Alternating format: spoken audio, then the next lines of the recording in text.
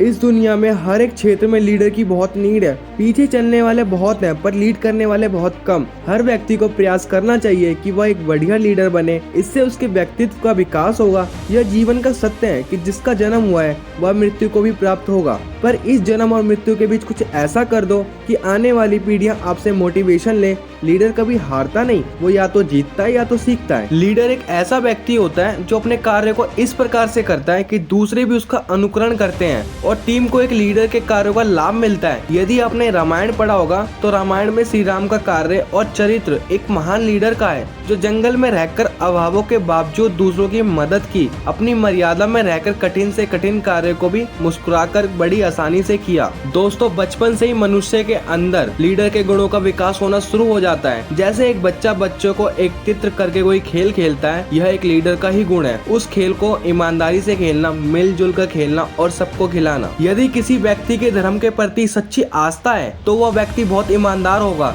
जो ईमानदार होता है उसके अंदर आत्मविश्वास कूट कूट कर भरा होता है, और जिसके अंदर आत्मविश्वास होता है वह किसी कार्य को करने से डरता नहीं है। जो डरता नहीं वह अपने जीवन में सफल होता है। जब कोई व्यक्ति बड़ा लक्ष्य बनाता है तो उसके रास्ते में भी कठिनाइयाँ बहुत आती है, तो उसके रास्ते में कठिनाई भी बड़ी होती है। इसलिए व्यक्ति के अंदर आत्माधिक विचार उसे प्रोत्साहन और साहस प्रदान करते हैं। ऐसा व्यक्ति जो एक लीडर बनने की चाह रखता है उसे रामायण और गीता जैसे आध्यात्मिक ग्रंथों को जरूर पढ़ना चाहिए। वही व्यक्ति स्वयं को मोटिवेट कर सकता है जिसकी सोच पॉजिटिव हो, क्योंकि पॉजिटिव व्यक्ति कठिनाई आने पर उसका हल सोचता है। यदि समस्या का हल नहीं मिला तो दूसरे अन्य मार्ग या विचारों से उसका हल ढूंढता है, पर वो अपना लक्ष्य नहीं बदलता। जो व्यक्ति स्वयं को अपने लक्ष्य के प्रति मोटिवेट कर सकता है वो दूसरे व्यक्ति को भी किसी कार्य के लिए भी मोटिवेट कर सकता है। अक्सर व्यक्ति दूसरों से ही मोटिवेशन लेता है, लेकिन जिस दिन वह खुद से मोटिवेशन ले लेता है फिर उसे किसी और मोटिवेशन की जरूरत नहीं पड़ती। व्यवहार और कम्युनिकेशन का मतलब यह नहीं है कि आपको बहुत अच्छी अंग्रेजी आनी चाहिए या कोई अन्य विदेशी भाषा। एक लीडर का व्यवहार ऐसा होना चाहिए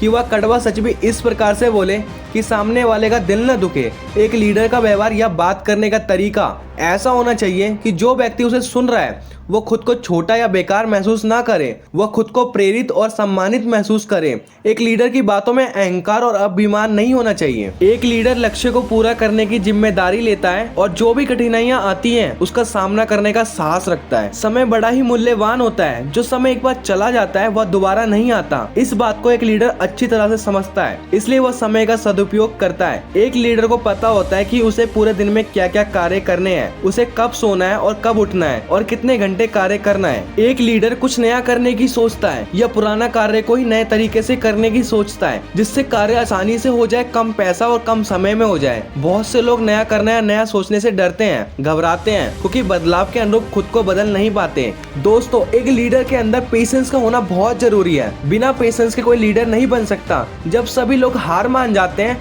लेकिन फिर भी एक लीडर सफलता के रास्ते में ही चलता रहता है। वह हार नहीं मानता, वो सिर्फ सफलता के बारे में ही सोचता रहता है। पेशेंस आत्मविश्वास को बढ़ावा देता है और आत्मविश्वास लक्ष्य के प्रति हमें बढ़ने के लिए प्रोत्साहित करता है। दोस्तों, अगर ये मोटिवेशनल स्पीच आपको अच्छी लगी तो लाइक, कमेंट, शेयर करें, और आपने हमारा चैनल सब्सक्राइब नहीं किया तो सब्सक्राइब कर लें। Thank you.